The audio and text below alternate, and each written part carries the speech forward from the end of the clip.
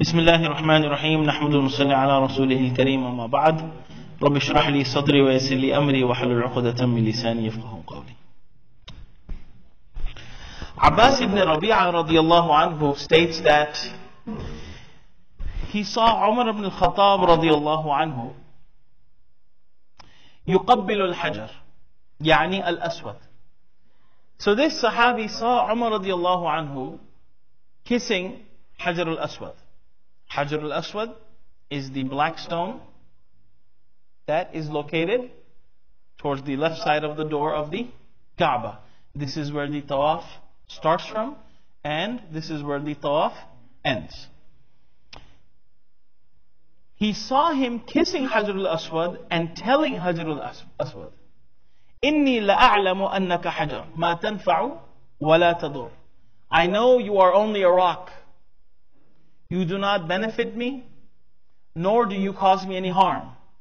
وَلَوْلَا أَنِّي رَأَيْتُ رَسُولَ اللَّهِ صَلَى اللَّهُ عَلَيْهِ وسلم يُقَبِّلُكَ مَا قَبَّلْتُكَ.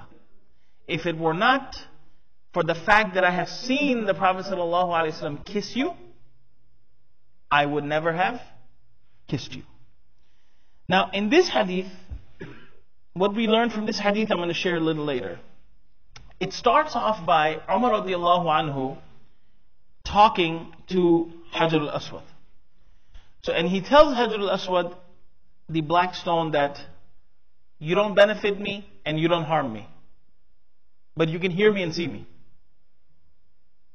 Is that correct? You can't benefit me and harm me, but he's talking to the rock. That means the rock can see him and hear him, right? Okay, is it that late? Yes or no? Okay, yes or no? No, alright, thank you. So what is Umar radiallahu anhu, why is he talking to Hajar al-Aswad then?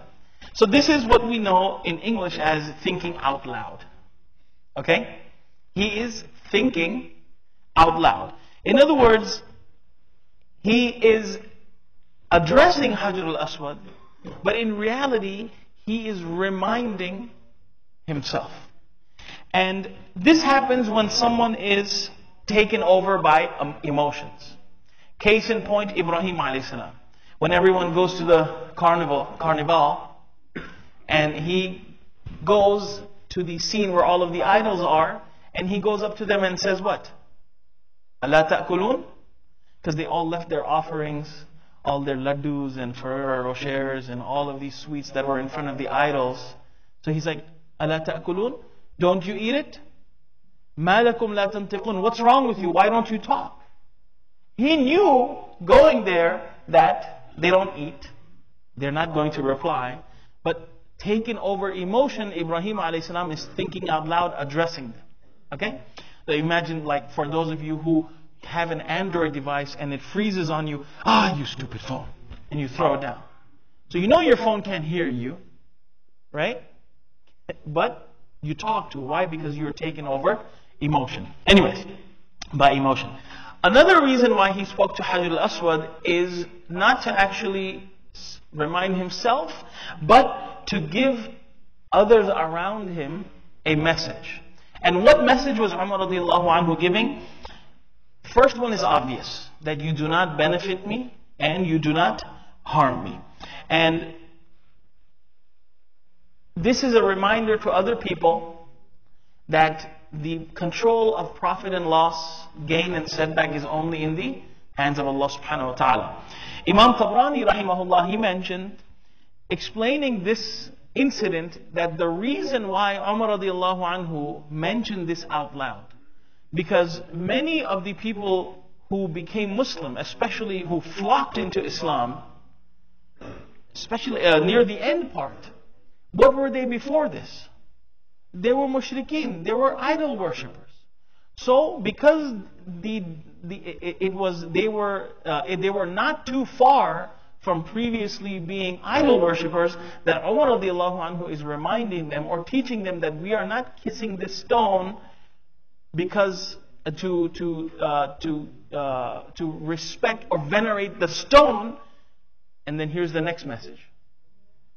That Umar radiallahu anhu explains that the reason this rock is important is because the Prophet ﷺ has given it importance, and the Prophet ﷺ has kissed it. There is no other reason. This hadith also shows another thing, that, and what Umar radiallahu anhu is highlighting, that the sunnah should be followed whether we understand it or not, whether we comprehend it or not, or whether we know the wisdom behind it or not. Now obviously in everything that the Prophet ﷺ has done, every instruction, every encouragement is for our benefit, is for our betterment. And there is no doubt there is some type of wisdom behind it, but we may not know that wisdom. Our following the sunnah of the Prophet ﷺ should not be contingent on knowing the wisdom behind that sunnah. The Prophet ﷺ fasted on Mondays and Thursdays. That's it. Why on Monday and Thursday? Is there a wisdom behind it? There possibly could be. There probably is. But our following that sunnah should not be contingent on, you know what? Oh, I read this book called the 2-5 diet. Intermittent fasting. Well, it has been scientifically proven that fasting twice a week is good for you. This is an awesome sunnah. Boom. No. We didn't have to wait for this research to uncover for us to realize that the sunnah was important. We did it because it is important to follow the sunnah of the Prophet ﷺ. Now, as far as the Hajar al-Aswad goes, the Prophet ﷺ has mentioned in a hadith in where the Prophet ﷺ has said, "Inna mashahuma kafaratun lil khataya." To touch Hajar al-Aswad, it serves as an expiation for a person's sins. Also in Tirmidhi, Ibn Abbas radiallahu anhu says that the Prophet ﷺ said on the Day of Judgment, Hajar al-Aswad will be resurrected, it will be given eyes and a tongue, and it will bear witness for every single person who has touched it, bihaq, in the correct and rightful manner. Now, as far as Hajar al-Aswad is concerned, just to give you a little brief overview, there are reports that indicate that this rock, along with Rukn al-Yamani, they both descended to earth from Jannah. Yaqutatani min Jannah. And there are reports that indicate they came down with Adam alayhi salam as he was being brought down. Then there are other narrations that indicate as Ibrahim alayhi salam was building the Kaaba, when he came to this corner, as a cornerstone, he instructed Ismail alayhi salam, his son, to go get a beautiful rock. He went and brought a rock. No, bring something that's more beautiful. He went and brought another rock. No, bring something that looks better. Then Jibreel alayhi salam presented this rock. This rock was originally white. And the narrations indicate that due to the sins of the son of Adam, it has become blackened. Now, as far as Hajar al-Aswad is concerned, the part that was black was only the outside. The inner part of Hajar al-Aswad is white. With that being said, Hajar al-Aswad, after Ibrahim a.s. planted Hajar al-Aswad in the corner, there are many incidents where Hajar al-Aswad was removed.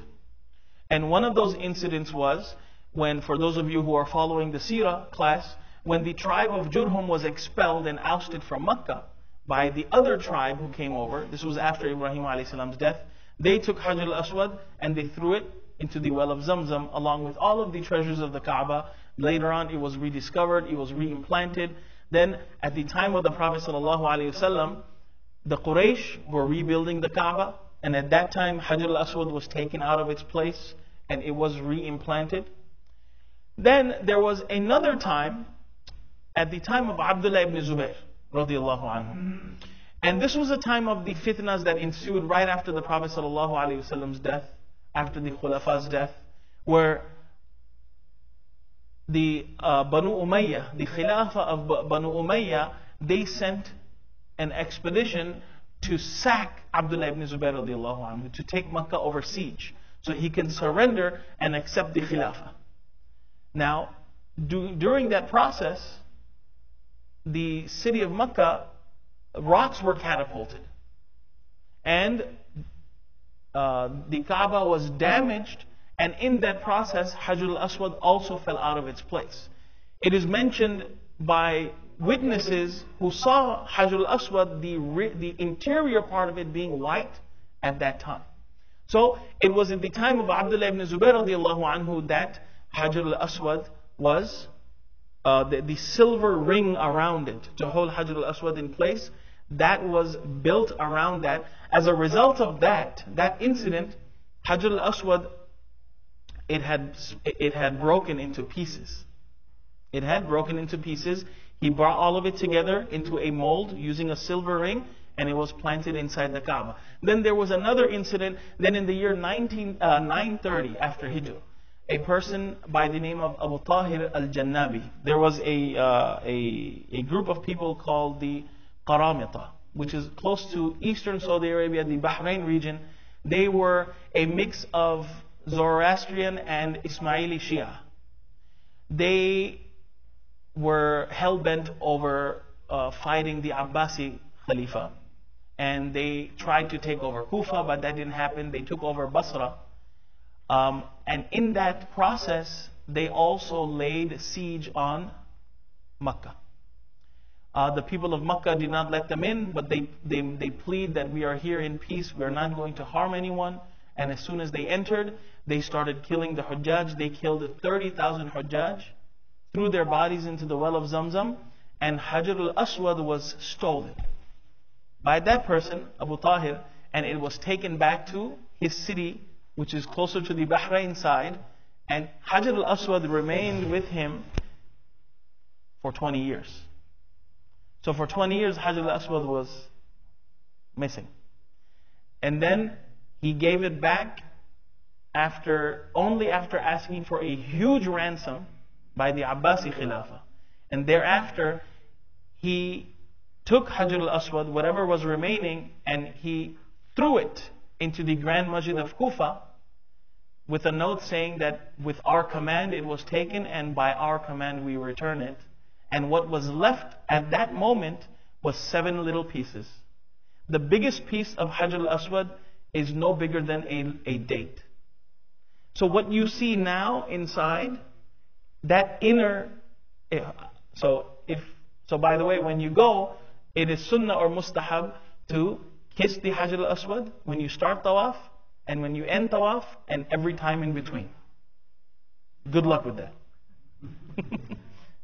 Good luck with that. It is sunnah to touch it, but it is obligatory. It is haram for a person to inflict harm and pain. And if you know what I'm talking about, people who go for the black stone, they come back with a black right? So that's what happens. And literally people are like, pow! Right? It's like, no, that's my turn.